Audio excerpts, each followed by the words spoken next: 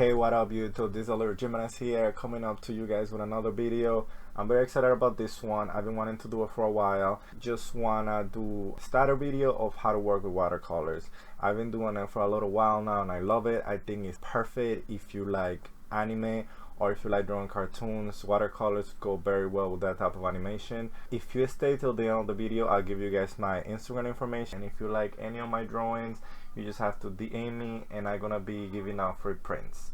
Alright, let's do it. So first we're gonna start getting our watercolor paper ready, and we're gonna do so by adding tape all around it, and this is gonna give it sort of a frame illusion, uh, because at the end when you're done with the watercolor, you're just gonna have that frame like look that's gonna make it look more professional or more thoughtful. um, but it doesn't have to be in a specific measurement. I usually do each side and usually comes out pretty neat towards the end. First thing I did was I added the baby blue because usually I want to start with the lightest color the painting, because with the watercolor you can't always go darker, but you can go lighter. I mean, there's a few little tricks, but for the most part you can go lighter. It's not like using acrylics that you can add white on top of the darker color. So usually I try to start with the lightest color and then I just kind of like build my way up. So I did the baby blue, then I went with the red. I kind of like play it safe with the colors. It's kind of how I do it. So I just do kind of like one layer on each part of the painting, but I want to stick to the lightest color because that way if I make a mistake I can fix it along the way. I think that's a good system to stick to, because if you just start with the lightest colors and work on each side of the painting, you have a good foundation. Then you just add the second layer to give it a little bit more dimension, fix the previous mistakes, then you for the most part you're good to go.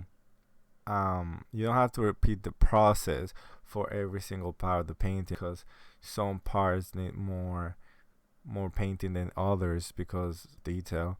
But I think that's a very good nice strategy to have.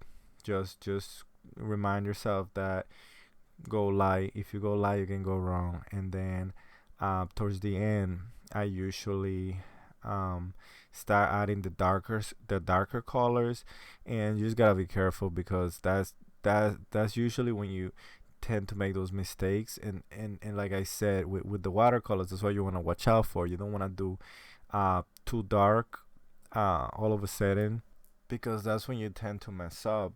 So it's good to be careful about that. So now I'm gonna fast forward to the part where I do watercolor pencils. But before we get there, I want you guys to notice how I'm going over the second layer and how I use my paper towel to get rid of that excess water on the watercolor paper. There's two reasons why you don't want that. If you got a good quality paper, it might be a little bit more resistant to it, but you wanna avoid adding too much water on it because it can break a little bit, and then it can really mess up your painting, and then you're stuck with a part that looks like a little bit like pulp.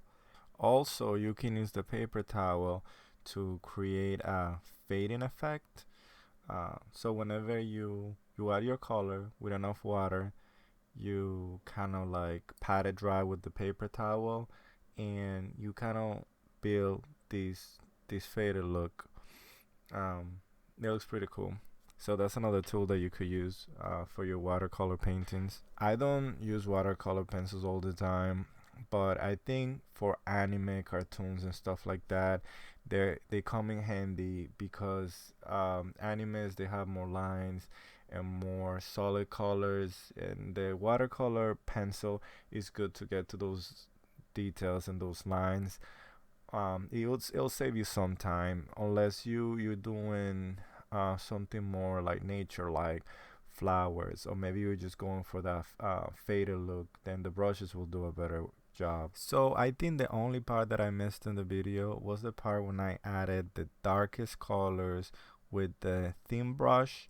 That's what I usually do, but I think you guys get the idea. It's kind of like the same thing that I do with the watercolor pencils. I use it to get to those darker spots, hard to get with the bigger brushes, and just to get to those details. So yeah, guys, let me know if you guys have any requests, and thanks for watching.